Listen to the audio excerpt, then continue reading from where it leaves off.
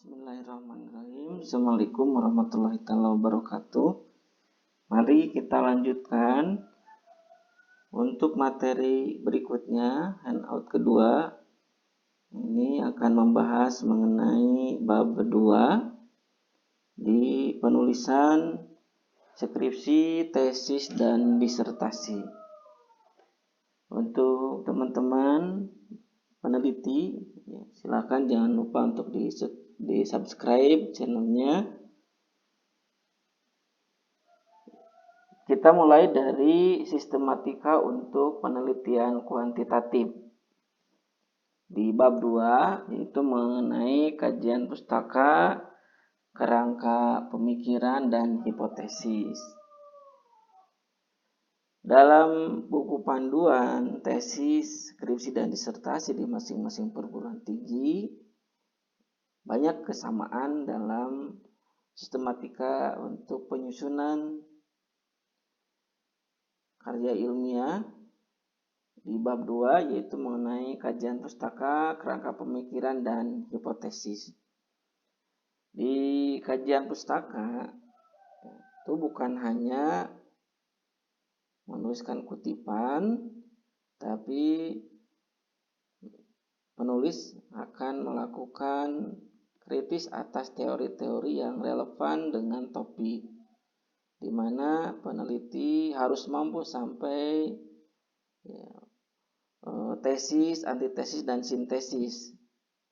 Dicarilah persamaan, perbedaan, dan kemudian mampu memberikan informasi atau kesimpulan dari berbagai teori yang dikaji. Banyak perguruan tinggi yang mempersyaratkan referensi untuk setiap topik yang dikutip itu minimal ada yang 3 referensi, ada yang 5 referensi, sehingga bukan hanya satu ya, karena kalau hanya satu, bagaimana kita mencari persamaan perbedaan dan bagaimana kita mencari kesimpulan. Karena di kerangka pemikiran itu juga harus muncul konsep peneliti seperti itu. Dan untuk pengutipannya juga perhatikan di buku panduan, karena di situ ada cara pengutipannya. Nanti di slide berikutnya kita akan jelaskan.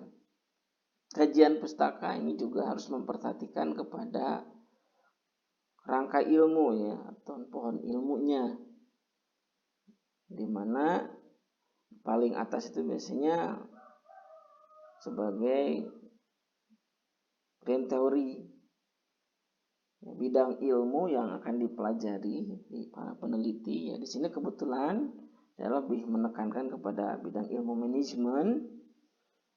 Maka setidaknya peneliti harus memahami dulu secara teori, secara konsep, itu mengenai manajemen, ilmu manajemen. Nah, kemudian di middle teorinya peneliti masuk ke bidang ilmu manajemen apa, ya, sesuai dengan konsentrasi atau peminatan yang dipilih oleh mahasiswa. Di situ apakah manajemen pemasaran, manajemen sumber daya manusia, manajemen operasional, manajemen jasa, manajemen strategi, ya, manajemen publik, ya, manajemen pemerintahan. Di situ harus diuraikan, ya, minimal nanti sampai luas lingkup dari manajemen yang menjadi konsentrasi atau pilihan oleh peneliti. Nah, mohon maaf, ini harusnya 213 ya, 214, salah pengetikan. Nah, selanjutnya adalah baru variabel yang diteliti. Apa yang ditelitinya? Misalnya mengenai good governance, ya, atau mengenai kinerja ASN, atau ya, dimulai dari variabel yang menjadi variabel independen, ya, atau variabel eksogen, tergantung nanti pendekatan. Nah, berurutan, ya, dan sampai menemukan indikator, bukan hanya definisi saja. Nah, makanya kenapa harus lebih dari 3 referensi dari buku, ya, baik e-book, buku print out, bukan hanya dari penelitian terdahulu ya, untuk di variabel yang diteliti, teori-teori yang sampai menemukan indikator yang diteliti, bahkan harus sampai membahas teori hubungan variabel. Kenapa harus sampai teori variabel dan hubungan variabel? Ya karena penelitian kita akan diuji teorinya nanti di bab-bab selanjutnya, sehingga hilangkan teori-teori yang tidak berkontribusi atau berkontribusi kecil terhadap topik dan masukkanlah teori-teori yang memang diperlukan nanti sebagai pembahasan yang akan mengkonvergensi dan divergensi penelitian dengan teori. Nah, kemudian ada penelitian terdahulu yang relevan. Diharapkan para peneliti itu menguraikan masalah dari penelitian terdahulu, kemudian tujuan, metode, dan hasil di paragraf, kemudian barulah nanti buat tabel perbandingan. Nah, seperti itu. Jadi bukan hanya langsung tabel, tapi juga diuraikan sehingga nanti kita sebagai peneliti tahu apa yang telah dilakukan oleh peneliti terdahulu. Seperti itu. Ya tentunya yang disebut dengan relevan, mungkin ada yang sama persis, ada yang beberapa kesamaan. Ya, seperti itu. Nah, kemudian selanjutnya adalah kerangka pemikiran. Di dalam kerangka pemikiran di sini tentunya adalah alur pikir peneliti. Kalau yang sampai hubungan variabel, ya di situ juga membuatkan proposisi di dalam kerangka pemikiran, yaitu pernyataan hubungan variabel yang tentunya berdasarkan teori dan kenyataan di tempat penelitian, sehingga peneliti itu bisa mengungkapkan itu ya, setidaknya dengan kata kunci jika maka, kalau sampai uji hipotesisnya ada ya. Nah, kemudian di hipotesis penelitian ya, di sini seperti hanya di slide yang sudah dijelaskan sebelumnya, kalau lihat ke buku-buku metodologi penelitian, di sini ada 2 jenis untuk penelitian kuantitatif, yaitu hipotesis deskriptif dan hipotesis untuk verifikatif. Ya, nah, jadi atau asosiatif. Jadi ada hipotesis untuk variabel itu, diduga variabel itu, variabel masing-masing variabelnya, baru kemudian diduga untuk hubungan variabelnya. Karena tidak mungkin kita tahu hubungan kalau kita tidak pernah mengetahui dulu masing-masing variabelnya, ya seperti itu. Jadi sebaiknya peneliti ya, tapi nanti juga ada model yang tentunya oleh para pembimbing peneliti saudara, ada yang digabung jadi cukup dengan penelitian bersifat verifikatif atau asosiatif saja. Nah, kemudian nanti untuk diuraiannya tetap diuraikan dengan deskriptifnya. Itu adalah cara saja ya dalam penyusunan. Oke, di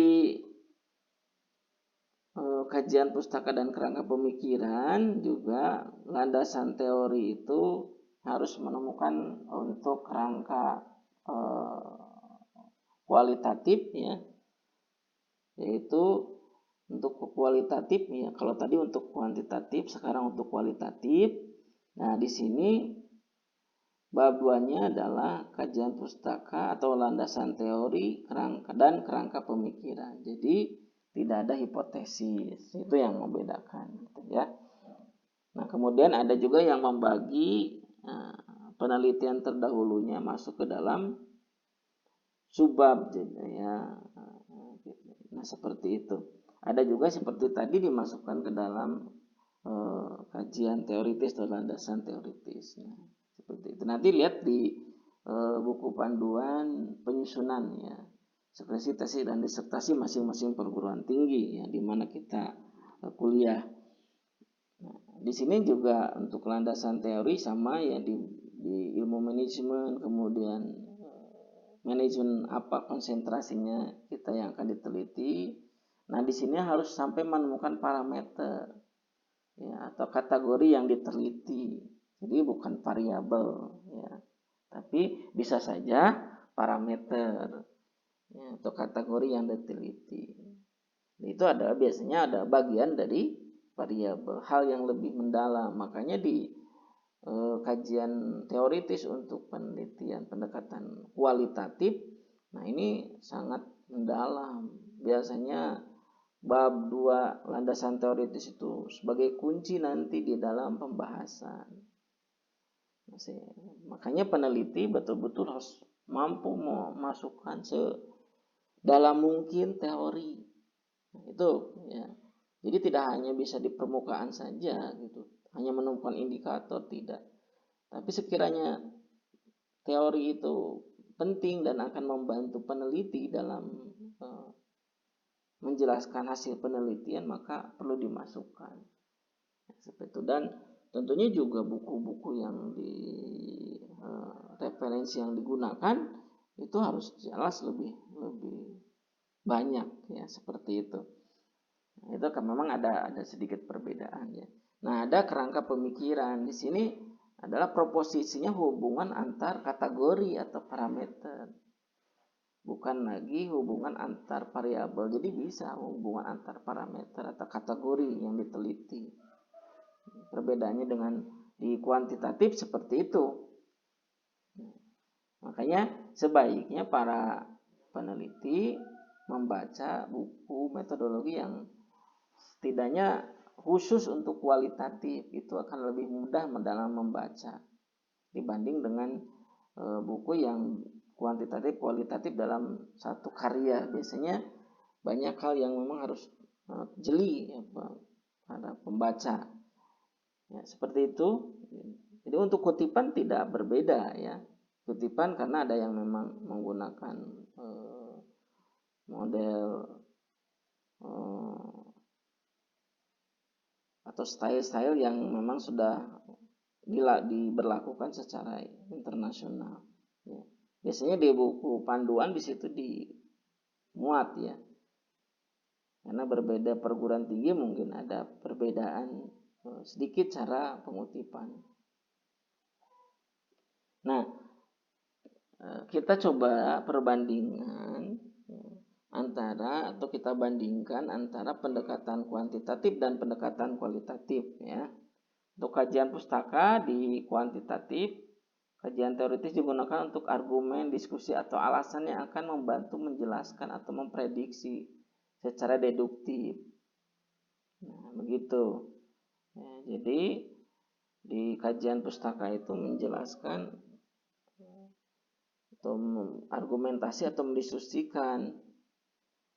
Nah, itu tadi tesis antitesis itu adalah mendiskusikan. Jadi peneliti itu harus mampu menurut si ini berbeda dengan si ini, sama dengan si ini, dan kemudian peneliti menyimpulkan. Jika yang dimaksud dengan A, nah itu seperti itu. Jadi di kuantitatif peneliti akan mendiskusikan seperti itu.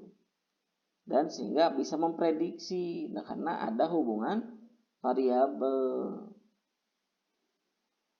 Faktor-faktor yang menentukan kinerja individu menurut, nah seperti itu. Nah, itu berarti sudah mulai ke hubungan variabel.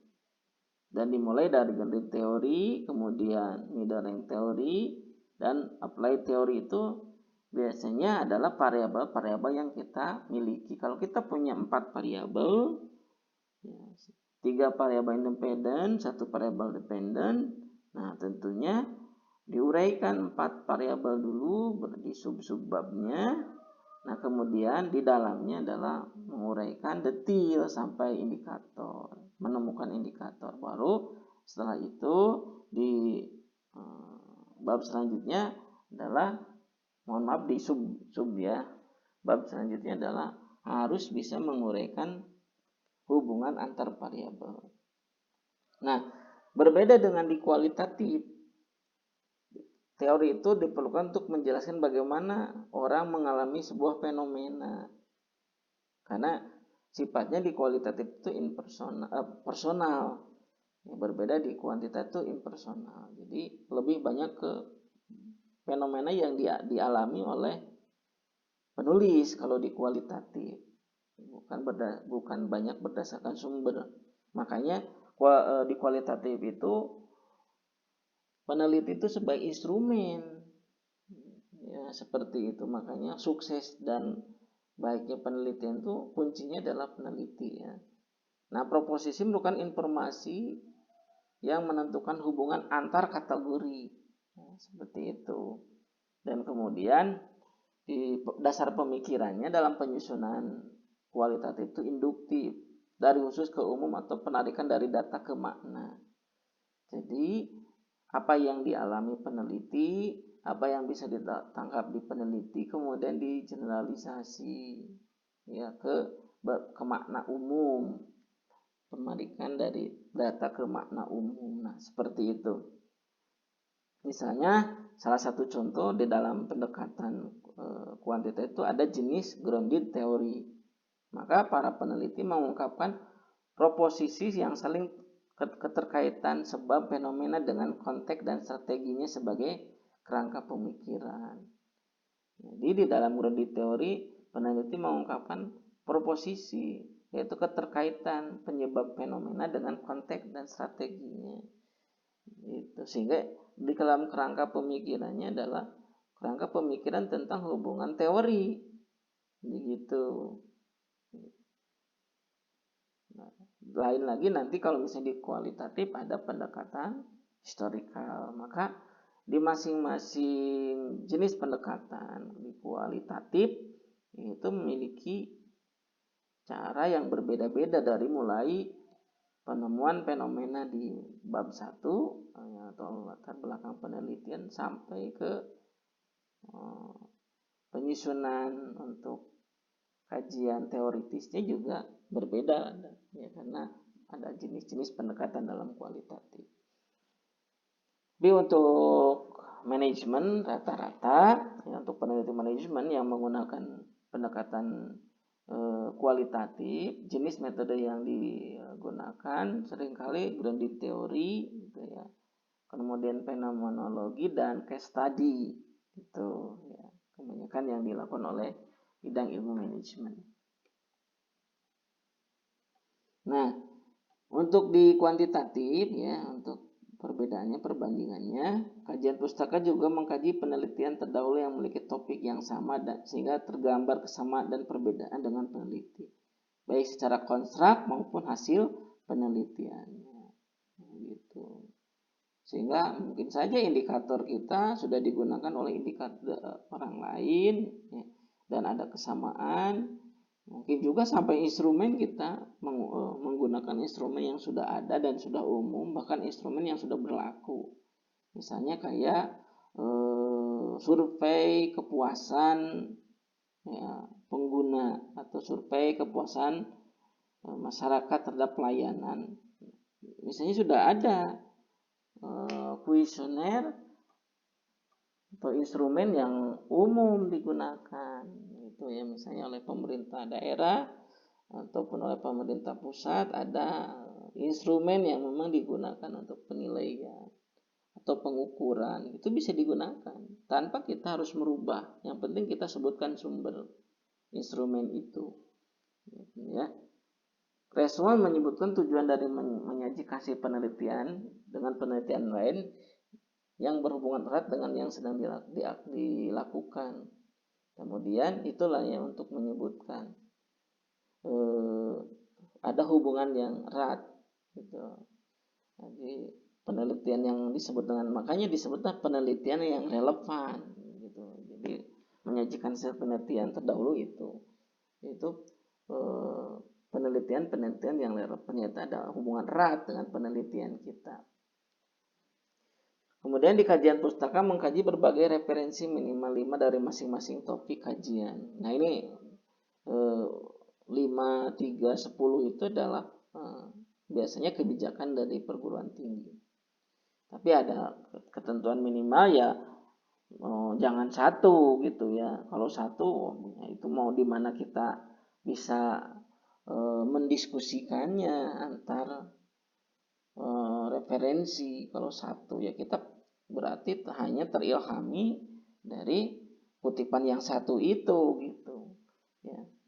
Apalagi kalau kutipan tanpa disebutkan sumbernya dan kita mengklaim bahwa itu adalah konstruk yang kita buat atau konsep yang kita buat.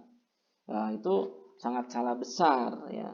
Nanti pada saat dicek anti plagiasi itu akan kena plagiasi. Kemudian penelitian juga harus menemukan state of the art atau keunggulan penelitian ya. Nah, atau kebaharuan dari model-model yang digunakan orang lain atau kerangka di kerangka pemikiran biasanya ada paradigma. Nah, di kuantitatif, nah di situ apa yang kita temukan yang berbeda dengan penelitian lainnya.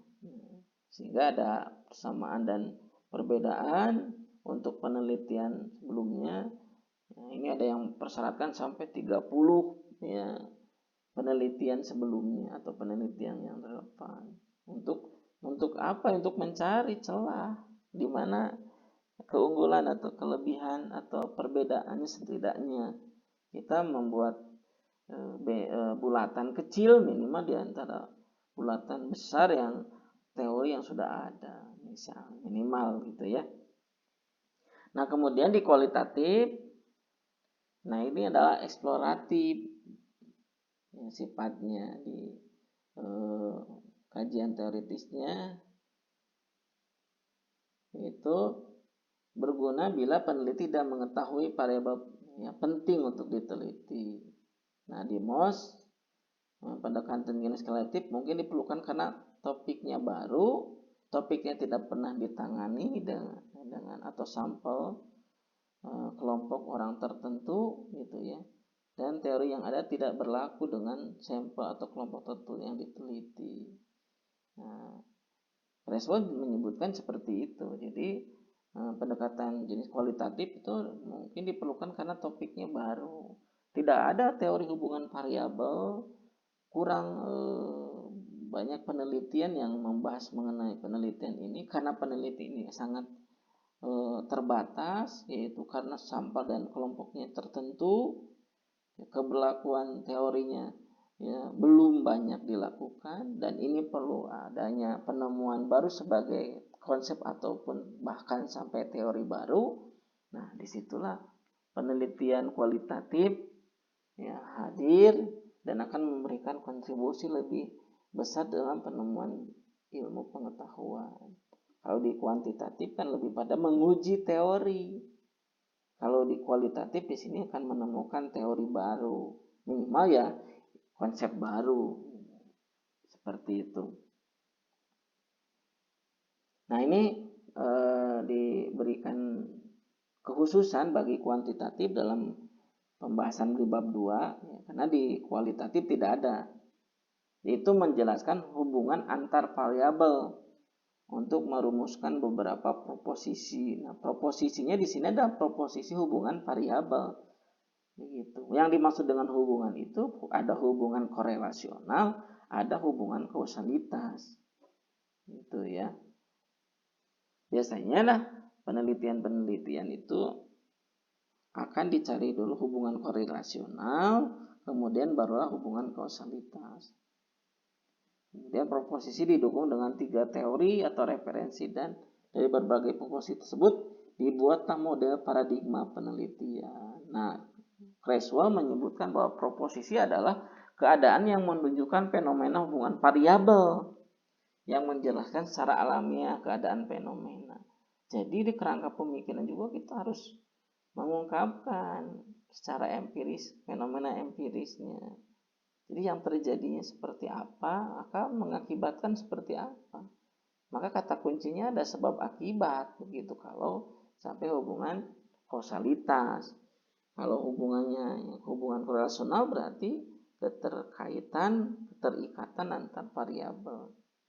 Nah, kemudian teori adalah sebuah hasil diskusi, penelitian, atau alasan yang membantu menjelaskan atau memprediksi fenomena yang terjadi. Teori itu sebagai diskusinya, makanya biasanya kata kunci dalam pembuatan proposisi, pandangan peneliti di empiris diperkuat dengan teori. Begitu.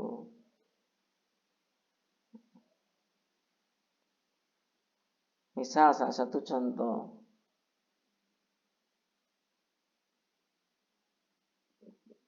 pegawai yang terlambat datang maka akan lama dalam menyelesaikan tugas atau tugasnya tidak akan selesai. Hal ini sesuai dengan teorinya apa? Disiplin mempengaruhi. Nah, seperti itu. Kalau di teori biasanya sudah menyebutkan hubungan variabel. Kalau di proposisi kita adalah keterkaitan variabel yang di fenomenanya atau di empirisnya, ya seperti itu. Karena bentuk disiplin itu, ketidakdisiplinan itu ya terlambat datang. Misal ya seperti itu contoh yang yang mudah ditemukan di tempat kita bekerja ya. Kemudian jika tujuan penelitian hanya mendeskripsikan, tidak sampai menggambar hubungan antar variabel, tidak perlu adanya model paradigma penelitian. Jadi kalau di hipotesis nanti ada deskriptif gitu ya, di sini juga ada yang disebut dengan deskripsi atau gambaran variabel, maka tidak ada model paradigma. Jadi hanya menguraikan berarti tidak akan ada paradigma, karena paradigma penelitian itu adalah gambar hubungan antar variabel begitu. Jadi bukan hanya gambaran variabel. Nah, ini paradigma penelitian itu hanya ada di kuantitatif, karena di kualitatif banyak di penelitian bukan paradigma penelitian, tapi alur berpikir atau gambar kerangka pemikiran gitu ya kalau di kualitatif. Karena di situ tidak menggambarkan hubungan antar variabel. Jadi hanya menggambarkan alur berpikir, tahapan dalam berpikir peneliti untuk mengungkapkan fakta ya empiris atau fenomena dengan teori yang didukung dengan teori seperti itu, sehingga pikir awal, tahapan paling awal dan sampai tahapan paling akhir, atau bahkan juga ada yang kemudian tahapan akhir itu kembali ke tahapan awal sebagai siklus. Nah, ya seperti itu. Nah, cara pengutipan, baik pengutipan langsung atau tidak langsung, ya. Perbedaannya kalau kutipan langsung itu 2 tanda petik. Ini bagi kutipan yang kurang dari 5 atau 4 ke bawah ya. Itu dalam paragraf dan menggunakan tanda petik 2. Kalau tidak langsung tanda petiknya 1. Ya. Dan kemudian jika lebih dari 4, 5 ke atas, maka itu dalam paragraf baru dan ukuran spasinya, line spasinya hanya 1. Kalau yang menambahkan tanda petik yaitu masih tetap dalam paragraf dan spasi line-nya 2 atau garis spasinya 2. Ya, seperti itu. Nah, kemudian sumber kutipan, ini ada yang langsung mendahului kutipan. Nah, ini seringkali peneliti itu salah ya dalam cara mengutip, padahal di situ ada sumber kutipan mendahului kutipan dan ada sumber kutipan kemudian di akhir ya, atau di belakang. Nah, ini semuanya tidak semuanya dalam kurung ya. Nah, kalau misalnya sumber kutipan mendahului kutipan ya. Nah, ini seperti ini. Nah, ya, contohnya. Ini contoh Creswell 2007 halaman 11. Metode kuantitatif adalah misalnya dalam tanda petik. Begitu. Nah, kemudian kutipan ditulis setelah kutipan. Nah, kalau kutipan ditulis setelah kutipan, sumber kutipan ditulis setelah kutipan, maka nama penulis, nama belakang penulis, kemudian tahun dan halaman itu dalam kurung diletakkannya, ya, seperti itu. Silakan detailnya lihat di buku panduan. Jadi dalam penyusunan skripsi, tesis, disertasi tidak bisa lepas dari buku panduan karena semua dalam buku panduan sudah ada. Kemudian jika sumber kutipan langsung penulisnya terdiri dari 2 orang, maka harus disebutkan nama belakang dari penulis dua-duanya, Kotler dan Keller misalnya. Ya, ada yang menggunakan lambang atau simbol, ada yang juga menggunakan N, Kotler and Keller. Ya, silakan saya lihat nanti. Itu hanya perbedaan tidak mendasar, tapi ya setidaknya harus sesuai dengan buku panduan masing-masing. Atau di setelah kutipan sama ya, dalam kurung semuanya, kedua penulisnya. Nah, jika sumber kutipan itu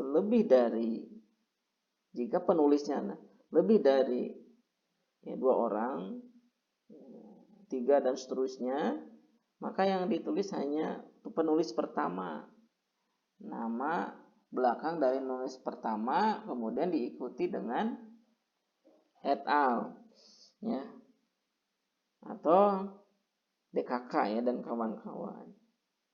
Seperti itu.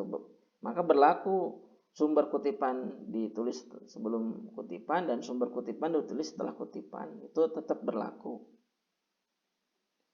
Nah, kita lanjut. Kemudian jika kutipan langsung berasal dari lebih satu sumber kutipan yang memiliki kesamaan, misalnya kita kutipan bersama ya istilahnya, banyak yang dikutip karena teori tersebut terus dikutip oleh banyak peneliti dengan setiap tahunnya kayak dikutip. Contoh nih, salah satu contoh di awal dari pemikiran Ikujiro Nonaka, ya, seringkali ini disebut dengan Nonaka ya, Nonaka dan Takeshi.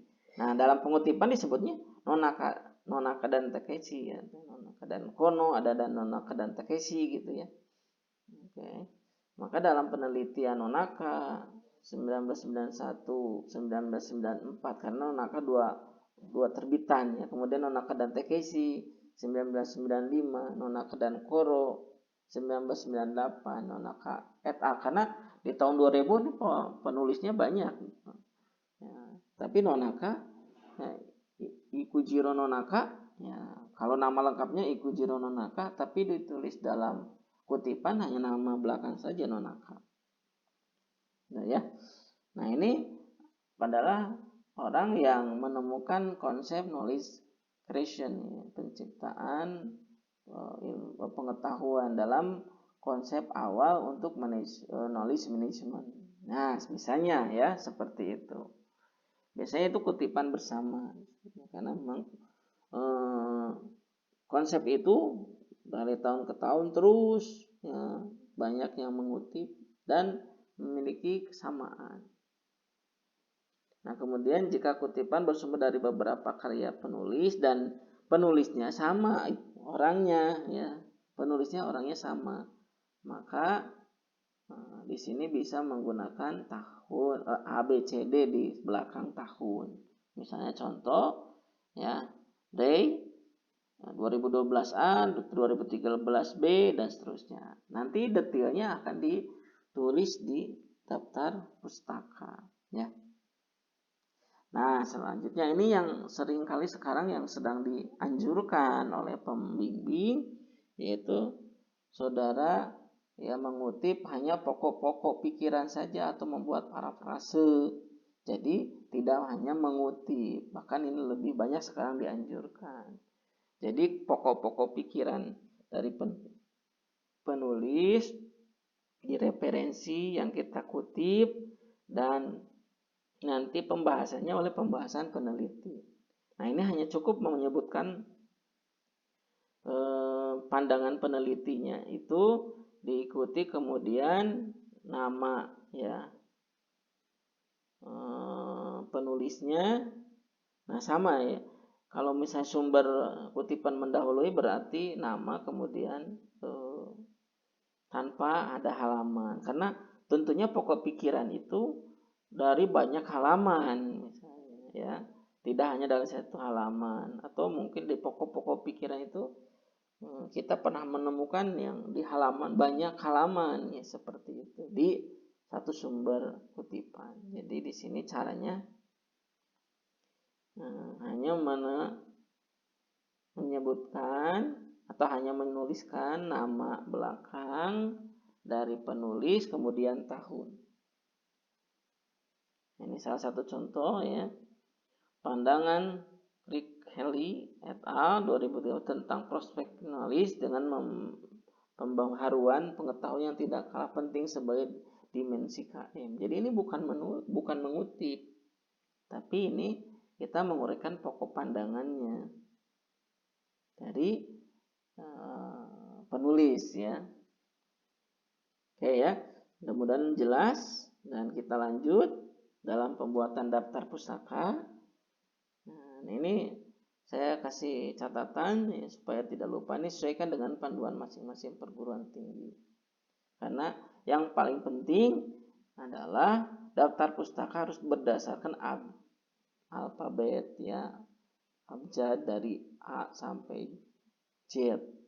Dan kemudian masukkan apa atau semua yang dikutip, baik dari buku, dari jurnal, dari chapter suatu buku ya, kemudian dari proceeding ataupun dari sumber lainnya resmi, misalnya dari kelembagaan, dari kementerian dan seterusnya ya.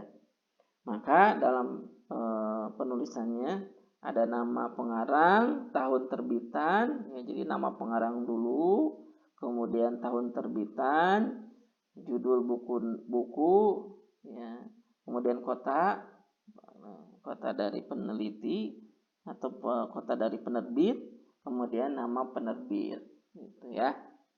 Biasanya di kota ini seringkali ada yang menuliskan sampai kota provinsi ya, ada yang cukup dengan kota itu adalah negara ya, karena ini bukunya sudah buku internasional.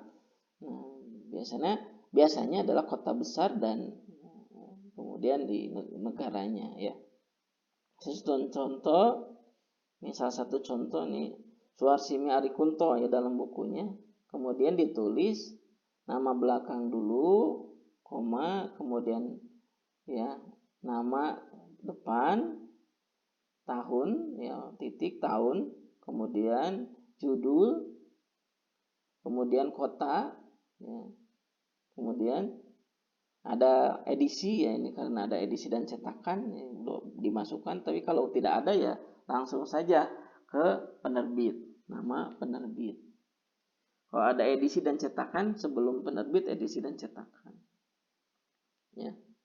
Nah, ini kalau penulisan jurnal ini harus menambahkan nama jurnal begitu ya. Kemudian contoh di penulisan dari jurnal ya, bisa dilihat rank, kemudian tahun 92, judul gitu ya, judul dari jurnalnya, bukan judul buku tapi jurnal dari judul dari jurnal. Kemudian nama jurnal, American Journal of Agriculture Economics, halaman ya, kemudian volume. Nah, ini volume dan terbitan biasanya ya 74, edisi dan volume ya, edisi 74, volume 5, halaman nah 941 sampai 950. Ada juga di sebelum ke halaman ada ditulis PP ya, of papernya. Nah, ada juga yang langsung seperti ini. Ini menunjukkan halaman. Kemudian tanggal akses. Ya. di-download, karena mungkin saja nanti pada saat kita akses jurnal tersebut sudah ditutup, tidak ada lagi pada saat dibaca oleh peneliti lain atau pembaca. Jadi makanya tanggal aksesnya harus dicantumkan. Ya seperti itu. Jadi ada penulisan dari buku, ada penulisan dari jurnal, kemudian ada juga penulisan dari lembaga. Ya. Oke, kenapa itu dibahas dulu daftar pustaka? Maksudnya supaya nyambung dengan kajian teoritis atau kajian pustaka penelitian terdahulu. Ya sebaiknya penelitian terdahulu yang dipublikasi tadi seperti di jurnal, di proceeding, gitu ya, baik nasional, internasional, terindeks. Ya, kalau yang tidak dipublikasi ya orang mau baca dan menelusuri bagaimana kan ya seperti itu. Nah selanjutnya adalah pembahasan mengenai hipotesis. Dalam penelitian kuantitatif, hipotesis sebagai jawaban sementara atas rumusan masalah penelitian. Nah, kalau di Creswell itu dibedakan hipotesis itu ada hipotesis direksional dan hipotesis unidireksional atau non-direksional. Hipotesis direksional di mana peneliti membuat prediksi tentang arah atau hasil hubungan variabel.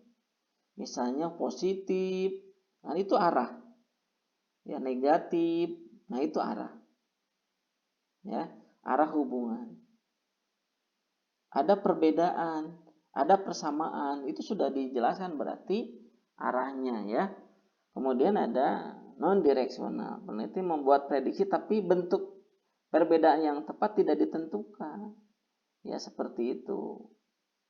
Jadi hanya memprediksi kausalitasnya saja, sebab akibatnya saja berpengaruh gitu, tidak pakai positif. Nah, karena kalau pakai positif berarti direksional. Dari mana taunya positif negatif? Ya dari kajian pustaka atau kajian teoritis. Ya, kajian pustaka untuk di kuantitatif ya. Jadi nggak bisa peneliti menyebutkan positif negatif berbeda, ada sama, nah ya lebih tinggi, lebih rendah, kurang dari, ya tidak bisa. Tapi semua ini karena peneliti harus membaca di teori hubungan variabel. Ya ini salah satu contoh nomor 1 ini adalah hipotesis deskriptif. Kondisi organisasi kondusif. Dari mana tahu kondusif? Yang namanya lingkungan itu ya disebut memiliki kriteria ya lingkungan itu ya nyaman atau kondusif itu ya. Jadi dari mulai sangat crowded, sangat kacau ke kondusif misalnya itu. Dari mana tahu ya dari teori. Berarti kajian pustaka, nah itu harus sampai menemukan kategori seperti itu. Ya kalau kita hanya menduga tanpa ada di kajian pustakanya, nah itu salah besar. Tuh, ya. Kemudian yang kedua sampai ke 7 di sini adalah contoh yang hubungan antar variabel. Ya, lingkungan organisasi berpengaruh. Kenapa misalnya tidak diuji dulu atau tidak dihipotesiskan hubungannya dulu korelasional langsung kausalitas? Karena dari kausalitas itu pasti akan dicari dulu korelasionalnya. Ya seperti itu. Karena ini supaya mensiasati supaya tidak terlalu banyak hipotesis. Karena kalau hipotesisnya banyak ya tentunya nanti di jawaban hasil penelitiannya juga harus. Walaupun tentunya di dalam hasil penelitian korelasinya tetap diuji. Karena belum bisa menguji koefisien determinasi besaran pengaruh kalau tidak diuji dulu tingkat hubungan atau korelasionalnya.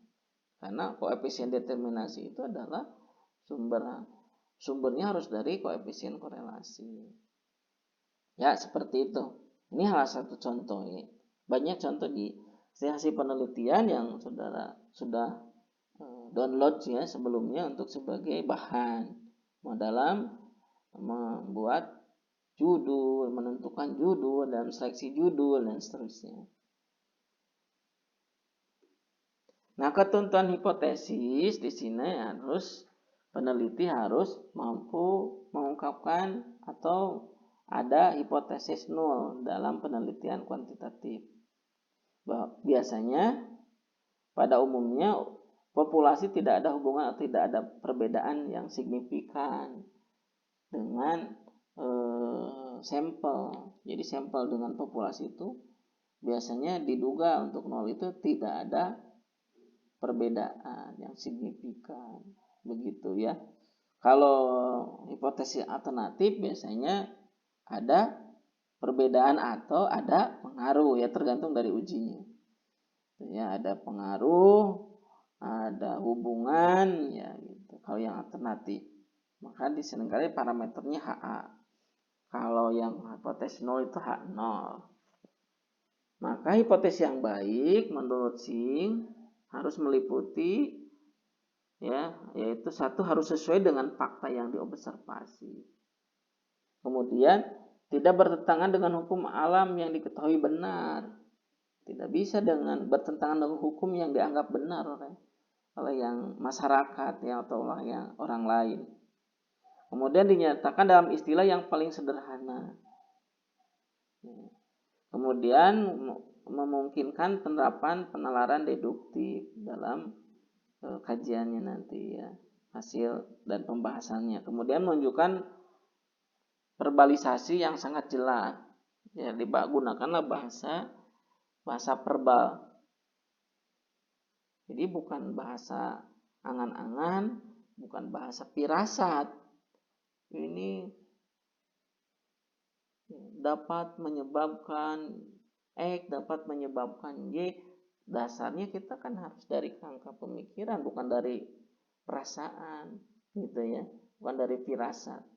Kemudian memastikan bahwa metode verifikasi yang digunakan peneliti jadi memverifikatif, menguji hubungan antar variabel, tuh ya. Jadi betul di teorinya memang sudah ada teori hubungan variabel, dan di hipotesis itu kita hanya menduga tentang dugaan verifikasinya saja.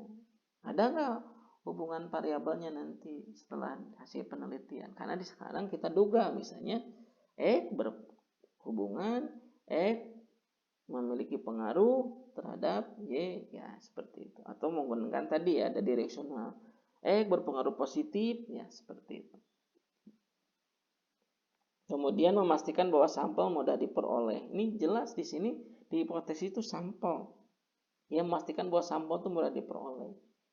Ya, jadi bukan untuk penelitian populasi, gitu ya, tapi untuk penelitian sampel.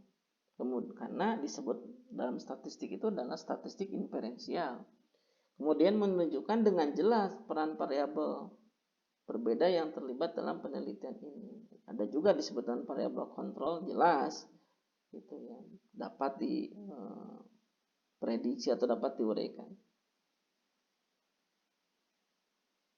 Hipotesis yang baik mempertahankan perbedaan yang sangat nyata dengan apa yang disebut dengan teori, hukum, fakta, asumsi, dan dalil. Jadi hipotesis bukan bagian dari teori, bukan bagian dari asumsi, bukan bagian dari dalil, ya. Tapi betul-betul adalah dugaan peneliti hubungan variabel karena untuk pengujian teori, tapi bukan hukum ataupun dalil yang memang sudah berlaku umum ya, karena itu pada saat diduga atau dihipotesiskan pasti akan benar gitu ya, karena sudah menjadi hukum. Tapi benarnya bukan benar mutlak ya, maksudnya kebenaran yang relatif. Ya, selanjutnya nanti untuk tugas ya, teman-teman semuanya harus membuat kajian ya sesuai dengan topik atau judul yang sudah ditentukan. Pendekatannya apakah pendekatan kuantitatif atau pendekatan kualitatif. Buat hubungan proposisi ya, antar variabelnya sampai kerangka pemikiran ya, atau yang kuantitatif tadi sampai paradigma, yang kualitatif sampai gambar kerangka berpikir, ya. Seperti itu. Jangan lupa sebelum ditutup acara ini, ya, yang belum subscribe tolong untuk subscribe terlebih dahulu. Terima kasih dan mudah-mudahan ini bermanfaat bagi semuanya, bukan hanya bagi satu perguruan tinggi tapi untuk seluruh masyarakat yang ingin meneliti. Demikian dan terima kasih. Assalamualaikum warahmatullahi taala wabarakatuh.